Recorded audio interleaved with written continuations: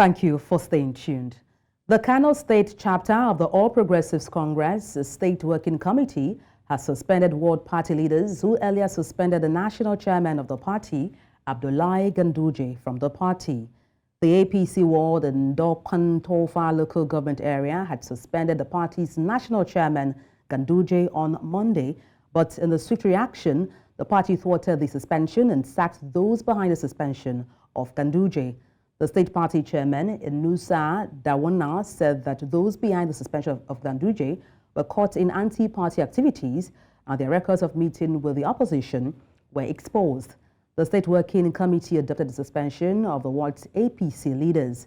It, however, clarified that Ganduje's suspension is invalid, null and void, and cannot stand. And joining me on the news to unpack this is a public affairs analyst, Ismail Auwal. Good evening. Glad to have you join me. Good evening.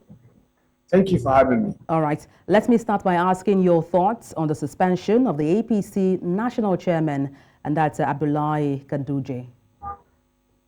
Okay. Thank you very much, and good evening, all the viewers. Actually, there is a lot of drama going on within the All Progressive Congress Party here in Kano, and also the state in general.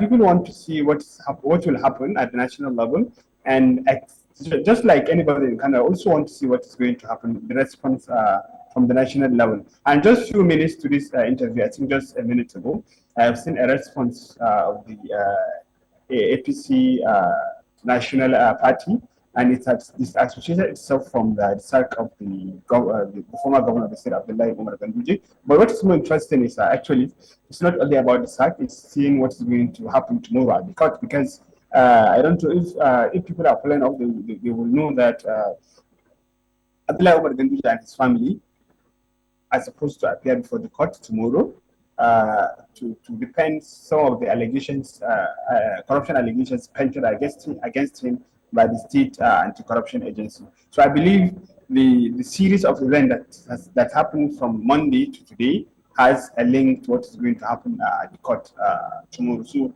I think we are all still in suspense. We are all waiting to see what is going to happen from now to the next 24 hours. But do you think the ward that suspended Ganduje have the authority to do so under the APC rules? I mean, is there a proper procedure for suspending high-ranking officials? Of course, they have all the right to suspend anybody that is their member, because Ganduje is from Ganduje ward, and there is an APC in that particular ward. So they have all the right to suspend any member of the party. The chairman of that ward can suspend anybody that belongs to the party in that particular ward. He has all the right to do so. The only bone of contention is if that was done right way. That's the only bone of contention. But they have all the right to suspend. So even the president, a party can suspend even the president that is their member in the ward level. So they have all the right to do that.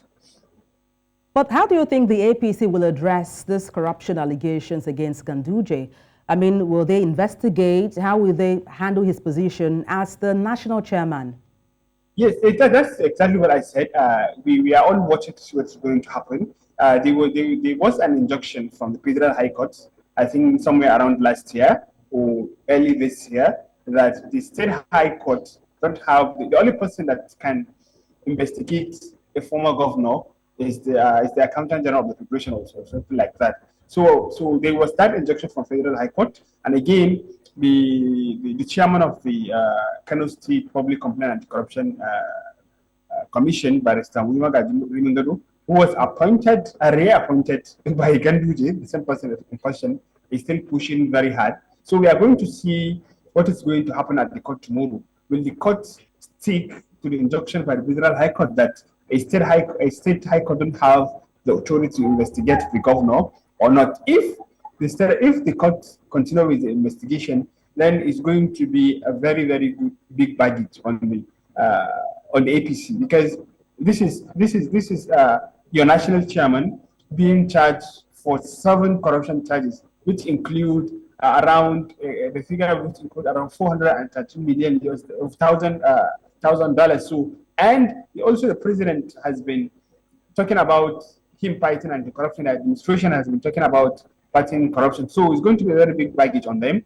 It's either they go with the award level injunction to suspend him to allow the investigation to go on smoothly, or the guy, the former governor, is going to be a very, very big baggage on them. And we are really waiting. We are really waiting, actually, in suspense to see what is going to be their action. Just like I mentioned earlier, the National Party has responded to the sacking news just a few minutes ago. I have read a press release by the National Publicity Secretary, and he said that the party chairman, Abdullahi Ganduje, still remain their party chairman, and the sack was being sponsored by the present governor of Kano State and his party.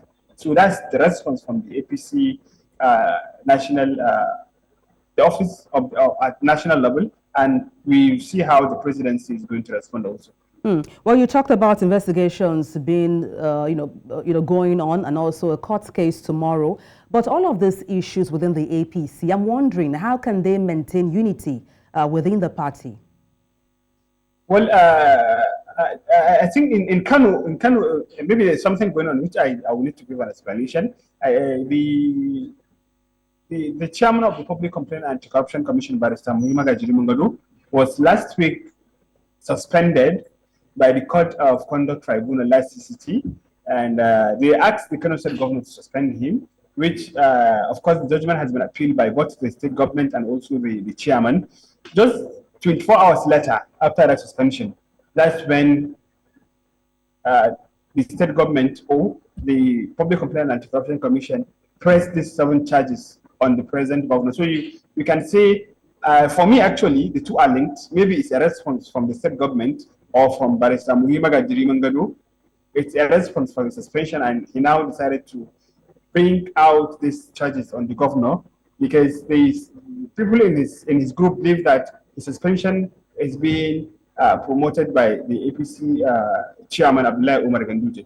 But generally, the APC in Kano State, for now, is still very, very united, if not of this faction that was created at the ward level. But you can see all of them, all the party membership in Kano are very, very united. And the party has also made an announcement that it has suspended these guys that suspended the party chairman for 6 months. So, and all of this, the Gonja, that's the person that made the person that made the announcement, were just a number. If you look at their number, they were not up to 10 members of the party that announced the suspension. So I don't think that will create a serious disunity among APC in Kano. And also looking at the fact that, yes, Mr. Auwal, I wish we had more time, but thank you so much for your insight on the news. Public Affairs Analyst Ismail Auwal, thank you once again. Thank you for having me.